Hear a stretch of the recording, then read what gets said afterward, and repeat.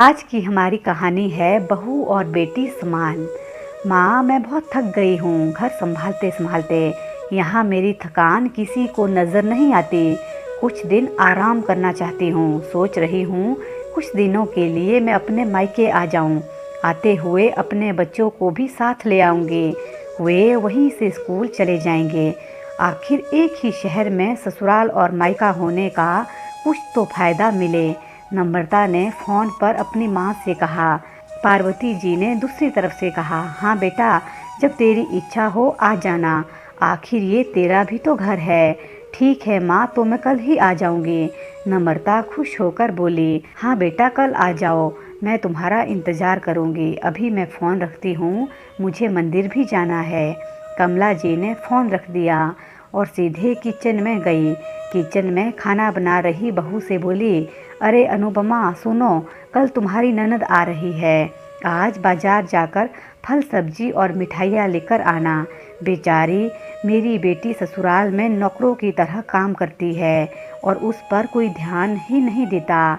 यहाँ आएगी, कुछ दिन रहेगी तो उसका मन और तबीयत अच्छे रहेंगे। सास के मुंह से ऐसी बातें सुनकर अनुपमा का चेहरा उतर गया। वह मन ही मन सोचने लगी, काश आपको मेरी थकावट भी नज़र आती। मैं भी दिन रात झाड़ू पोछा, बर्तन, खाना बनाना, मार्केट जाना और हर वो काम करती हूँ जिससे हमारे परिवार वालों को कोई दिक्कत ना हो।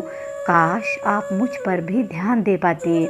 आपकी बेटी तो जब मन में आता है तब यहाँ आ जाती है, लेकिन मैं साल में एक बार ही अपनी माँ के पास जाती हूँ, तब भी आपको प्रॉब्लम होती है। मैं भी इंसान हूँ, मेरा भी मन है।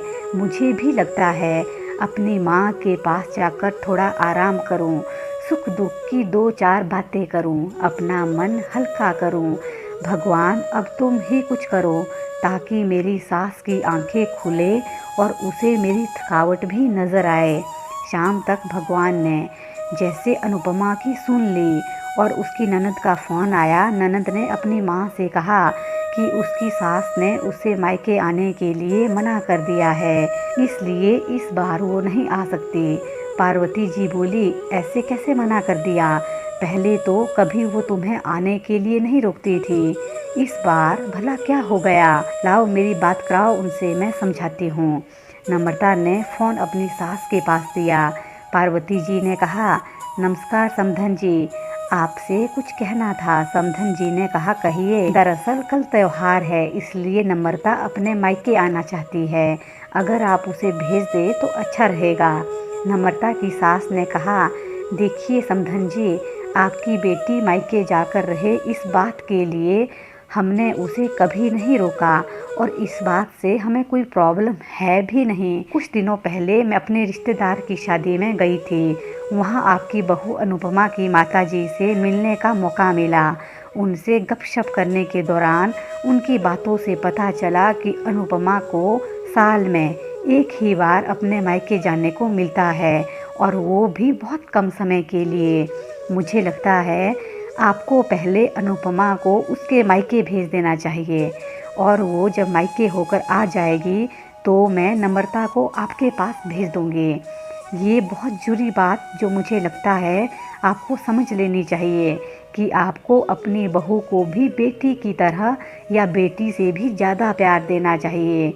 उसे भी मायके जाने की इच्छा होती होगी। हो सकता है नम्रता के वहाँ जाने से उसकी आवाभक्त करने के लिए आप उसे उसके मायके नहीं भेजती होगी, या फिर वो आपसे कुछ कहने से अभी डरती हो।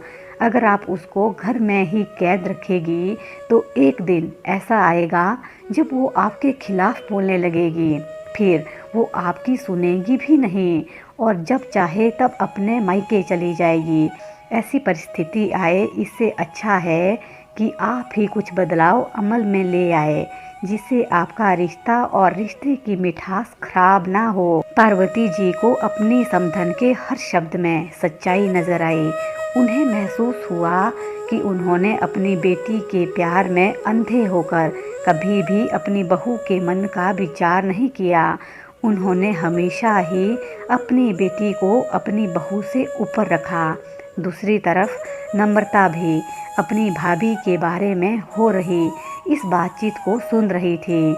उसने भी रियलाइज़ किया कि वो कभी भी अपनी भाभी के साथ ठीक से बात नहीं करती और जब जब वो अपने मायके जाती है तो भाभी थोड़ी उदास रहती है। पार्वती जी ने अपनी बहू को बुलाया और उसे कहा कि अनुपमा कुछ दिनों के लिए नम्रता नहीं आने वाली है, इसलिए पहले तुम अपने मायके होकर आओ।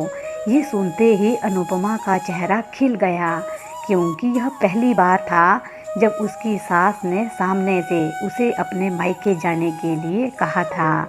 अगले दिन अनुपमा अपने मायके गई और इस बार 1-2 दिन नहीं, पूरे हफ्ते भर रहकर आई।